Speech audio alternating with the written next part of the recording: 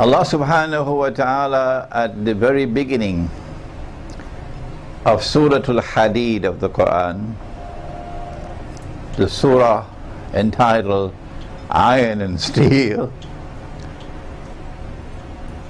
he says, بَعْدَ أَعُوذُ بِاللَّهِ مِنَ الشَّيْطَانِ الرَّجِيمِ هُوَ الْأَوَّلُ وَالْآخِرُ وَالظَّاهِرُ وَالْبَاطِنُ إلى آخر الآية. He is the first and the last, and that which is manifest, and also that which is hidden, indicating that if we are to penetrate truth, for He is truth, He is Al-Haq, if we are to penetrate truth, and if we are to penetrate truth as it moves in the historical process, it cannot be a part-time piecemeal effort.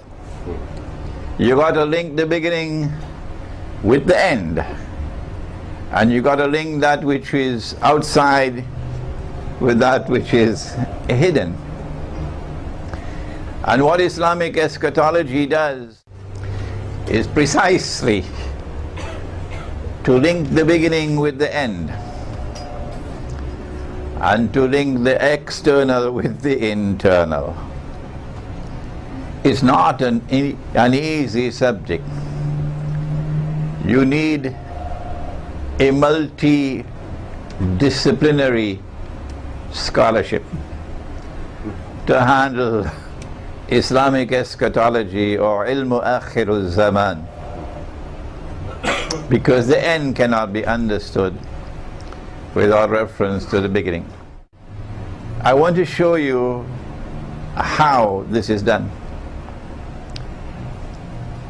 It is not possible, it was not possible for those who were there at the time of the beginning, at the time of the first shower, who were the companions of the Prophet sallallahu ta'ala alayhi wa sallam.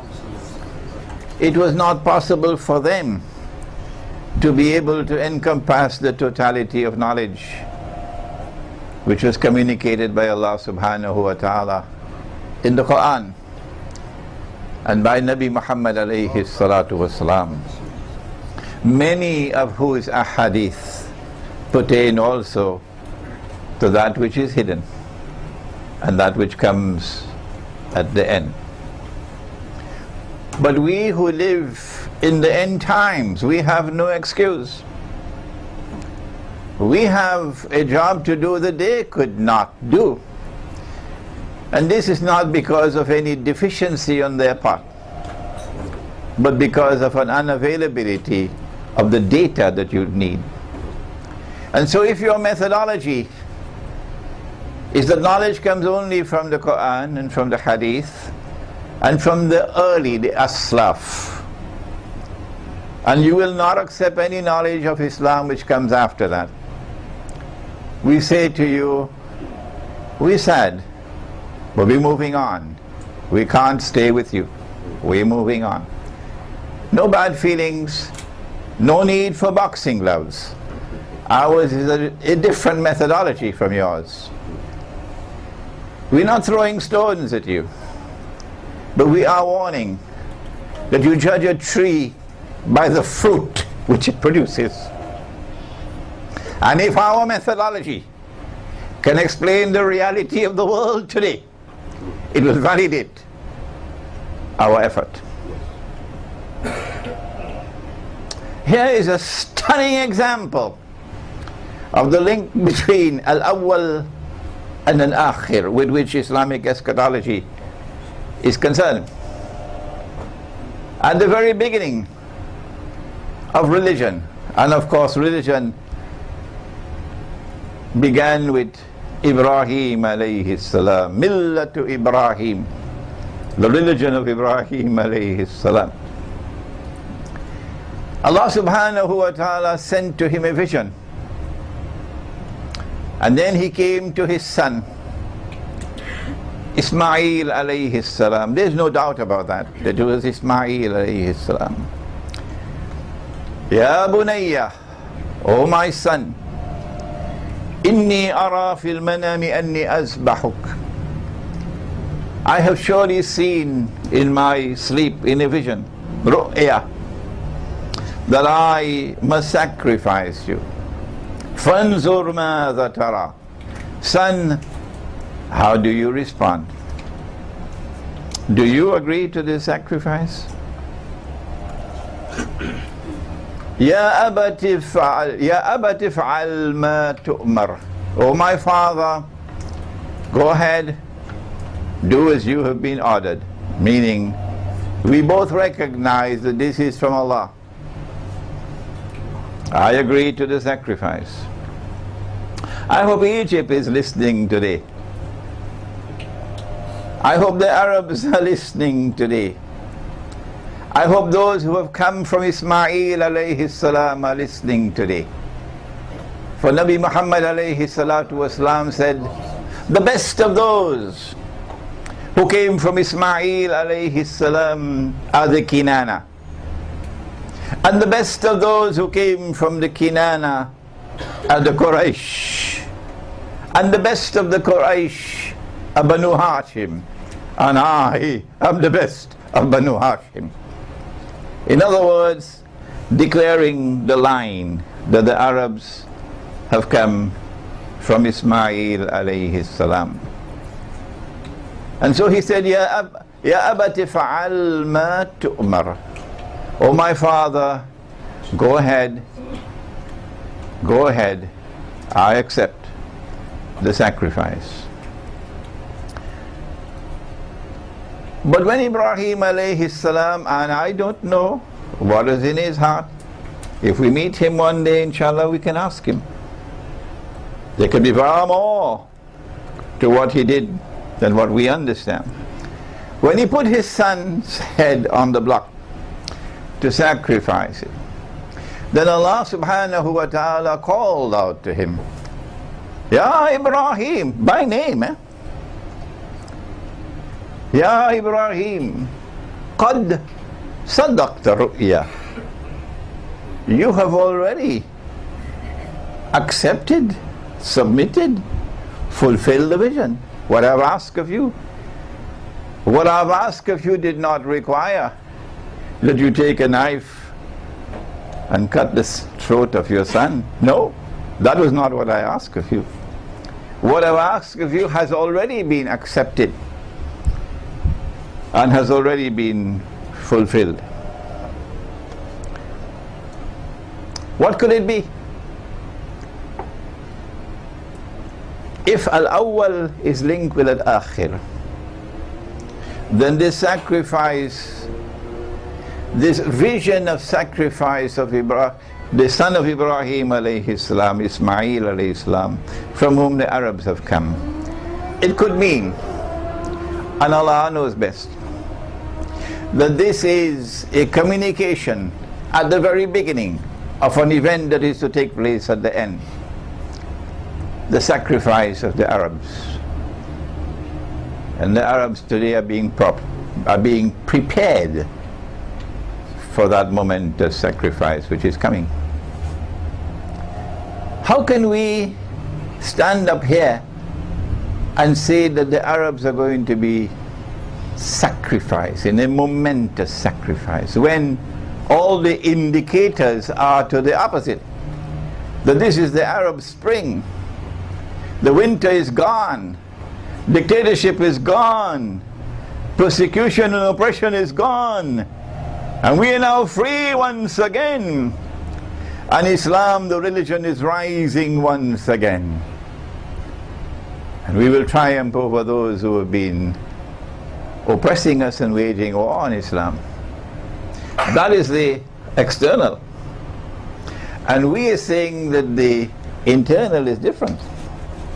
Time will tell, and we don't have long to wait to know whether or not this is a valid thesis or hypothesis. We don't have long again to wait. that there is a momentous sacrifice of the Arabs which is coming. And Ibrahim alayhi salam saw it, knew it was going to come, his seed, his progeny, from this son, and he accepted it. And Ismail alayhi salam knew also that this is what's going to come, and he also accepted it. Is there a great sacrifice of the Arabs that is coming? 7 months ago, 6 months ago, when I gave my lecture at the University of Malaya, an Islamic view of the current Arab uprisings, I laid down the hypothesis there that this is the preparation for the great slaughter. That what the enemy is planning is to be able to say to the world that Islam is rising again. And so when the Tunisian elections, when the recent Tunisian elections delivered to the Islamic Party victory, and when the elections in Egypt, which are to be due next month, I believe, delivers predictably so victory to the Islamic parties, and when the domino effect takes place around the Arab world, and when the call for the enforcement of Sharia finds roots, then Israel will be able to say, and all the media that supports Israel will be able to say, Islam is now rising again, posing a threat not only to Israel, but posing a threat to the world, posing a threat to mankind, demonizing Islam, painting Islam as a menace, and hence establishing justification for the great wars which have already been planned, with which Israel will be able to expand her territorial frontiers. But we know that subject already from my book, Jerusalem and the Quran, and set a trap for the United States. So that the United States will be facing military defeat. It's not just the collapse of the US dollar and collapse of the US economy, but more than that, for Israel to replace the United States. We ask the question, why would Israel want to do these things? And we get the answer that Israel wants to rule the world. But when they said in Europe that all that we want to do is to provide a home for the Jewish people, and they issued the Balfour Declaration in 1917, we say that was a lie. We are now accustomed to your lies. You are a people who tell monstrous lies, and truth does not reside in the heart of those from whose lips lies constantly emerge. Even a schoolboy would understand that. What you wanted to do was to create a state that would rule the world. And Israel is just a few steps away from that. Israel cannot rule the world, however, unless it first establishes its political and economic dominion over the Arab world. How can we explain this without reference to Dajjal? How can we explain this without reference to Gog and Magog, Ya'juj and Ma'juj, which are major signs of AkhirZAMAN? And yet, our critics are emphatic that no, Dajjal has not been released, Gog and Magog have not been released. If we can't find the barrier built by Zulkarnain, which is made of iron and steel, it's probably somewhere down a few miles underneath the earth. Is that scholarship?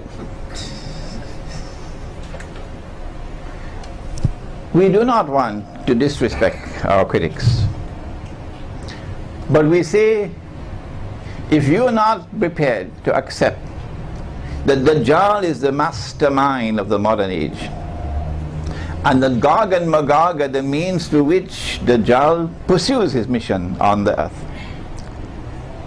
then we're very sorry, we're moving on. We can't wait on you. From the time you turn to Dajjal, you turn to the internal knowledge, to the occult, and you also turn to the importance of symbolism. An example of symbolism, and it's there in the hadith. Dajjal sees with his left eye. He's blind in the right eye. It looks like a bulging grape.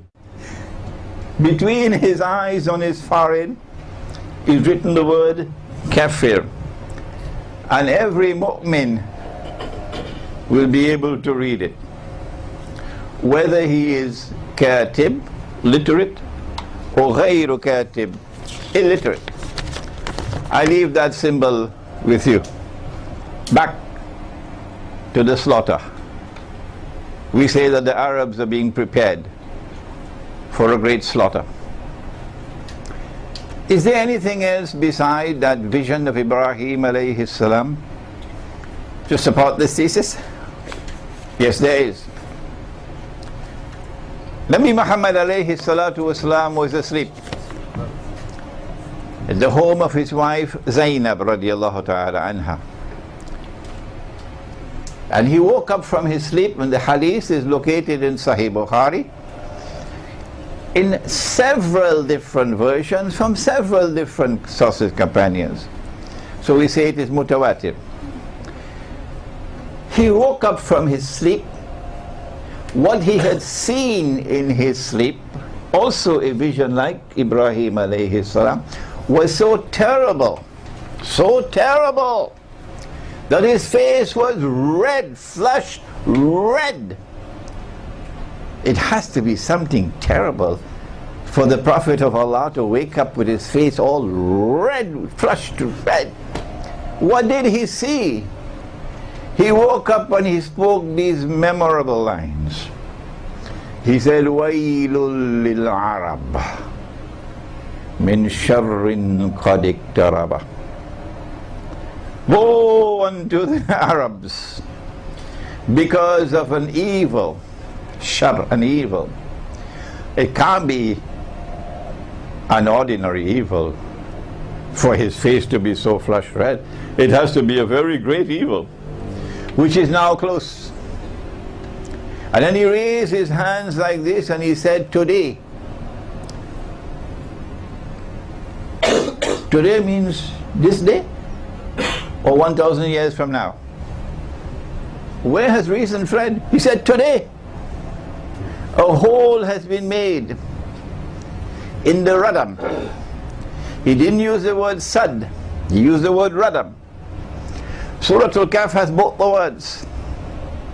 When they asked Zulkarnain to build it, they used the word sad. When he built it, he used the word radam.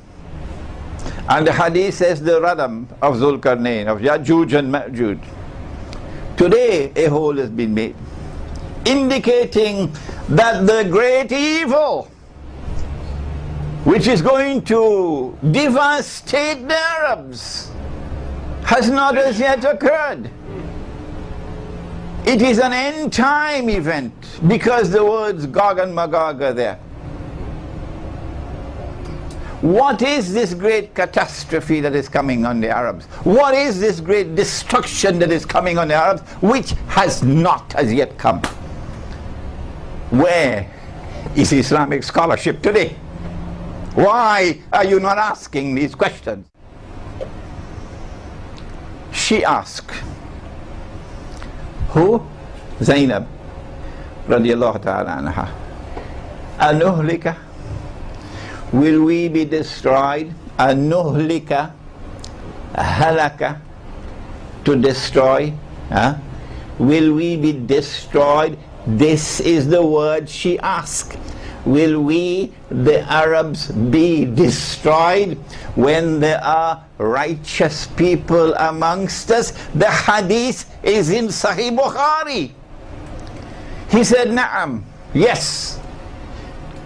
And then he went on to use words I never understood until recently, until I saw the pathetic state of Islamic scholarship today, and the even pathetic state of those who lead Muslims today. He said, إِذَا كَثُرَ الْخَبَثِ, when the scum prevails, then it will come. And today, the scum prevails. They have eyes and yet they cannot see. They have ears and yet they cannot hear.